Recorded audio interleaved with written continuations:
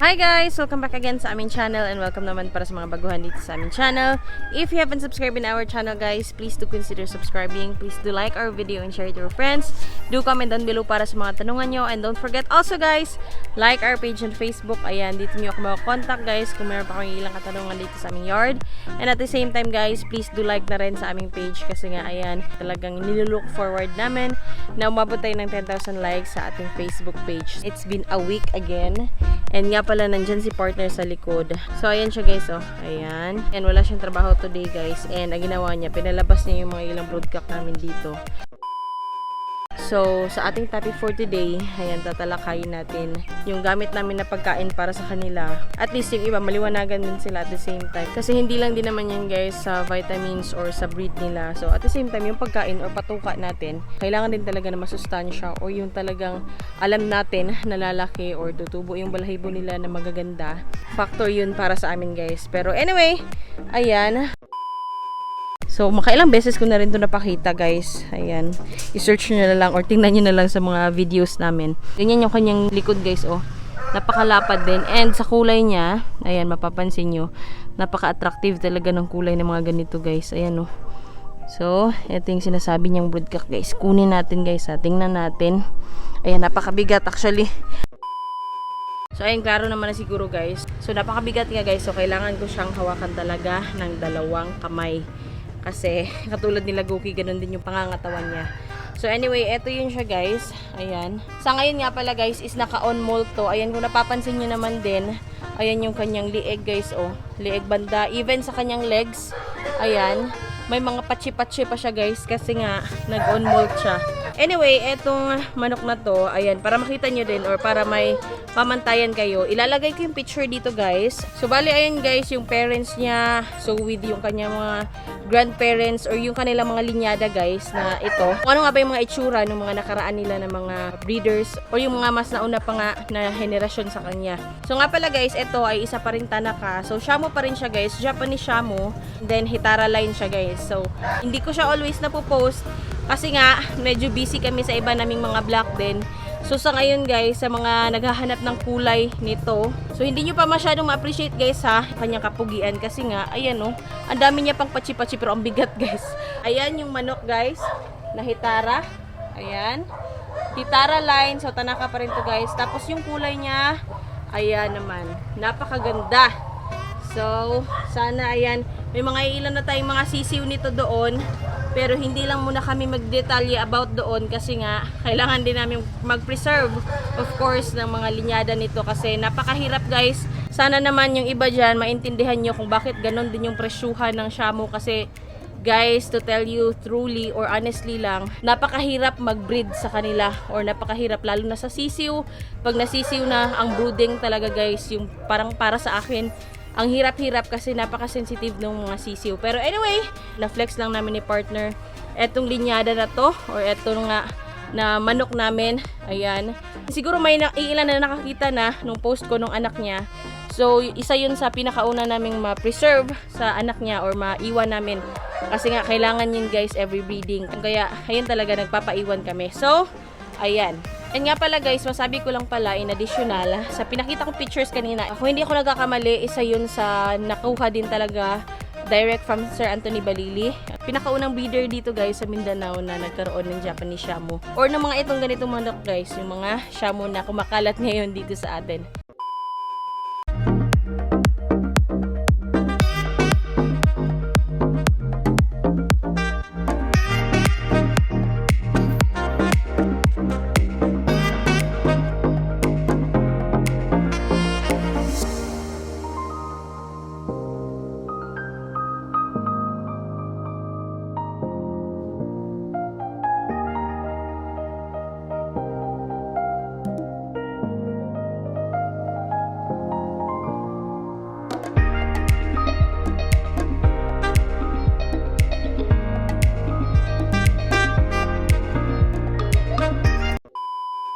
Nga pala guys, ayan, dito si Goki oh.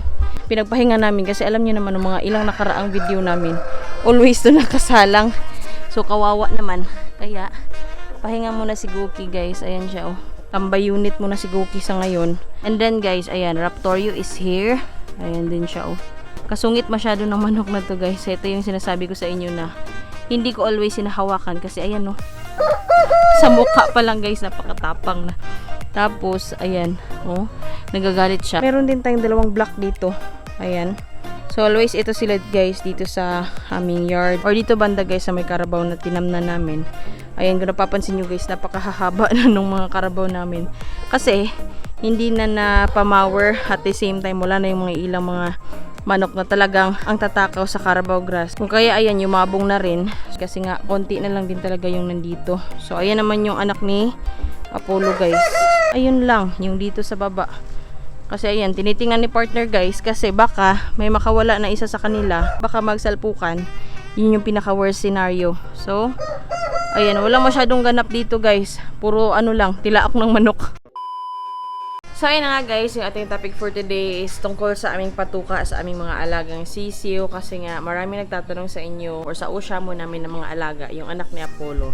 Bakit daw yun pa yung edad? Tapos, halos lahat ng balahibo ng aming mga manok, guys, is fully grown na. So, ito na nga, guys, bali, ito yung patuka namin para sa kanila at maging dun sa aming day old up to 30 days old na mga alaga dito sa aming yard. Ayun, papakita ko sa inyo. And yan, yung makikita nyo sa likod ko, yan yung mga ilang feeds din napakain or patuka namin sa mga iilan na 2 months pataas naman na mga edad. So, bali, ayan, guys, yung pakain namin sa 2 months pataas na mga alaga. So, bali, ayan, guys, ito yung pakain namin sa ating mga day old up to 30 days old. Ayan, nandito yan, guys, o, nakalagay. Ayan yung pagkain namin. Hindi to sponsored, guys. Gusto lang namin ma-share din sa inyo. Ang dahilan, guys, kung bakit napakadaling tumubo ng mga balahibo ng aming mga alaga. Product siya ng Pilmico, guys. So, Salto ito. Marami pang available na ibang product. Nakapack ng per 1 kilo. Meron dito sa Thunderbird. So, marami pang iba. Hindi lang ako familiar doon. So, ito yung ginagamit namin, guys. So, with Immuno, digest na siya. Pinaka-swak lang din sa amin, dito sa aming lugar. Kasi depende naman din siguro yan sa lugar ninyo kung ano yung pinaka-perfect na gamitin, diba? Kasi nga, yung iba, merong medyo malalamig, medyo maiinit. Kasi alam naman din natin, guys, na yung feeds is factor din yan na talagang nagkikeep na warm sa kanila. Yung price nito nga pala is around 43 to 45 pesos, guys. Alam ko, marami magsasabi na napakamahal naman. Tapos, lalo na kung native yung mga alaga mo, so medyo pricey talaga siya para doon. So, eto, guys, is pinapakain namin is sa mga shamu naman, guys. So, hindi naman din kami nanghihinayang sa 45 pesos namin. Kung kapalit naman nun is napakagandang balahibo, napakagandang katawan. Iba yung laki nila compare sa gumagamit kami ng ganito na nakasak. Reason din, guys, kung bakit gumagamit kami ng nakasak na sa mga 2 months pataas na, it's because mas makakatipid din kami dito. Kasi alam naman natin kapag 2 months pataas naman yan, is medyo malalaki na rin yan kumain. So, nagkukonsume na rin sila ng napakarami din talaga na feeds. So, meron naman ding iba't ibang mga product, guys, na pwede nyo subukan sa market. Kasi hindi lang din naman Integra or Gallimax. So, napakarami, guys. May mga iilan pa na mas mura. So, hindi lang din ako familiar doon na mga product. And, hindi ko rin sila siguro marerecommend pa sa ngayon kasi nga hindi pa namin nasubukan. So, sa mga nagtatanong sa amin, again, guys, shamu yung mga inaalagaan namin. Ang masasabi ko lang, medyo sensitive din sila pagdating sa pagkain. Kung kaya, ito yung ginagamit namin sa kanila. Papakita ko sa inyo, guys, yung mga ilang sisiw na pinapakain namin nito dito sa Buder area. Para makita nyo din na ito talaga yung ginagamit namin dito sa aming yard para sa mga 1 to 30 days old na mga alaga. So, ayan, guys, bale, nandito yung mga sisiw natin.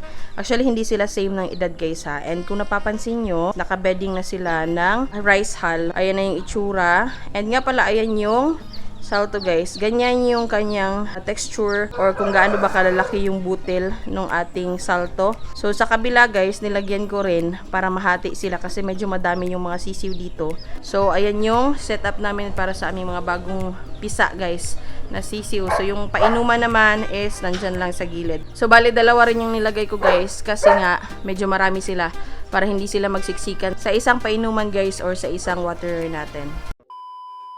And ayan, guys, dito naman tayo sa aming brooder sa loob ng bahay namin. Nandito yung mga alaga namin, guys. Ayan. So, ubos na nga yun halos, guys. Oh, ayan yung salto, guys. So, sa napapansin ko rin kasi sa salto nga pala, guys, or sa ginagamit namin na pagkain or patuka sa kanila sa ngayon, is napakaganda nung kanilang mga ipot. So, pasensya na nga pala sa mga kumakain dyan. Ayan. And eto sa kabila is ubos na. So, bibigyan din natin to ngayon. Ayan sila guys, oh. Ayan, ubos na rin. Ayan guys, eto ay nasa 1 month mahigit na. So sa ngayon, ang ginagamit pa rin namin sa kanila is yung orange pa rin guys na Salto. So nag-change feed kami sa kanila guys by 2 months old na. So maging dito sa baba guys, ayan din yung pamamaraan namin. Magbigay tayo ng pagkain sa kanila.